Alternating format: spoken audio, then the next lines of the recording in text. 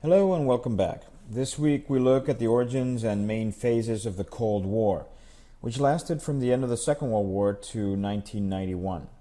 The conflict pitted against each other the two superpowers of the post-World War II period, the United States and the Soviet Union.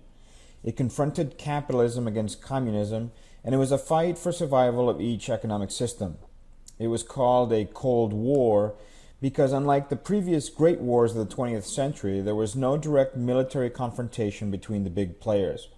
Instead, the war was fought on the economic front, with each side trying to undermine the economic strength of its enemies.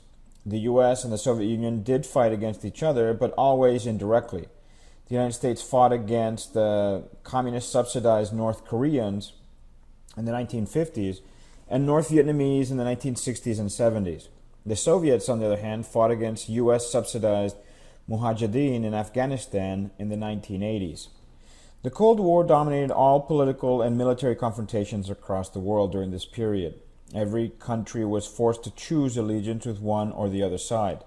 In this way, the world became polarized between capitalist and communist nations. This week, we will consider the origins of this global conflict and the impact it had on international as well as national politics, economics, and society. So let us begin. The origins of the Cold War date back to the last months of the Second World War. At the Yalta and then at the Potsdam conferences, both held in 1945, leaders of the United States, Great Britain, and the Soviet Union laid out the physical and ideological boundaries of the post-war world. Even though the three nations were united in their opposition to Nazi Germany and Imperial Japan, it became clear that internal frictions existed between Great Britain and the United States on one side and the Soviet Union on the other. It soon became clear that the Soviet Union had no intention of releasing its control of the Eastern European nations it had conquered on its way to defeating Germany. Stalin justified his intransigence by claiming the Soviet Union required a buffer zone to protect itself from any future invasions.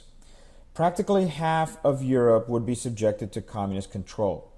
The United States and Great Britain opposed such division of Europe and had the atomic bomb to intimidate the Soviet Union. However, the Soviet military also outnumbered the US and British forces by nearly 2-1. This resulted in a balance of power that kept either side from directly challenging the other.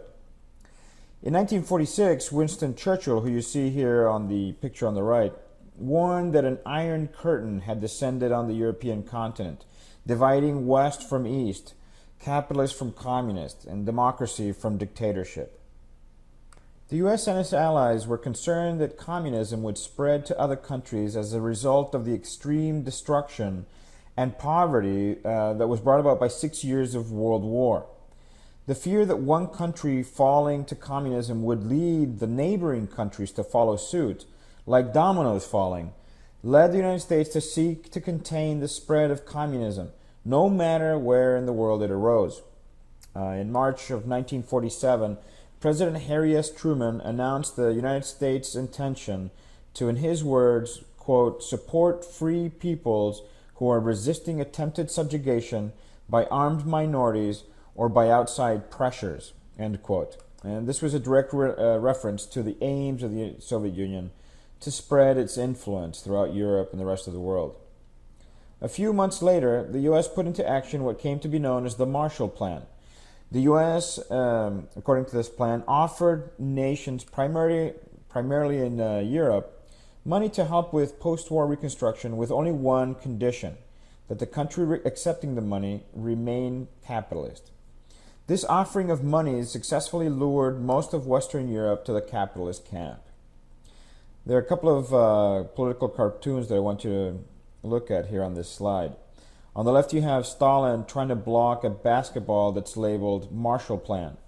And the basketball is aimed at the basket of quote-unquote European recovery. The question is, can Stalin block the U.S. Marshall Plan?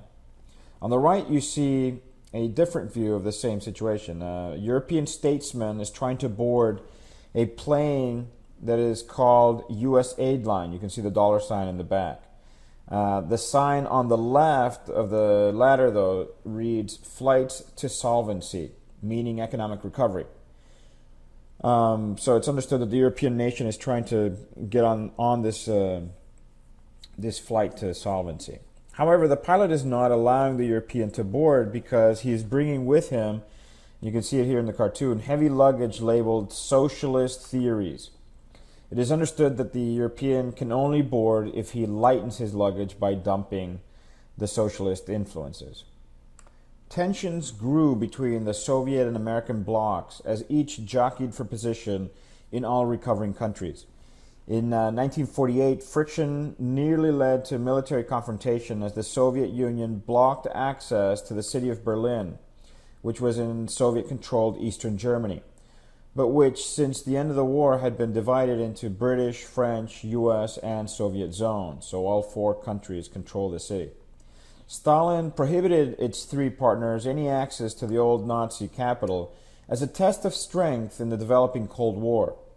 As Soviet and US soldiers faced off just feet from each other at sector boundaries, such as the famous Checkpoint Charlie, which incidentally you can see on the picture on the left, the US airlifted supplies into the city to keep fed its soldiers and the population under its supervision. The picture on the right shows an American supply plane flying into the city as hungry Berliners await. Stalin eventually backed off and reopened land access to Berlin in 1949. However, the blockade had confirmed US fears of Soviet aggression. A few months later, President Truman approved the formation of the North Atlantic Treaty Organization, or NATO as it's most commonly called, an alliance of most capitalist countries in Europe. You can see President Truman signing NATO documents on the left, and on the right you can see the original members of NATO in yellow. The Soviet Union responded a few years later in 1955 by forming a coalition of communist countries which came to be called the Warsaw Pact. The Warsaw Pact countries are in pink on the map.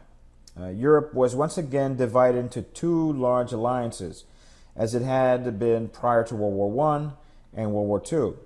As tensions between these alliances grew, the prospect of another world war became very real. The Soviet-dominated East German government ordered the building of a wall separating capitalist from communist sectors of Berlin to keep East Germans from fleeing to the capitalist West. The Berlin Wall came to symbolize the Cold War and the division of the world that it had caused. What made the Cold War especially threatening was the potential for nuclear war and total destruction. After 1955, both the United States and the Soviet Union had nuclear weapons. In fact, each country had enough nuclear weapons to destroy the other various times over.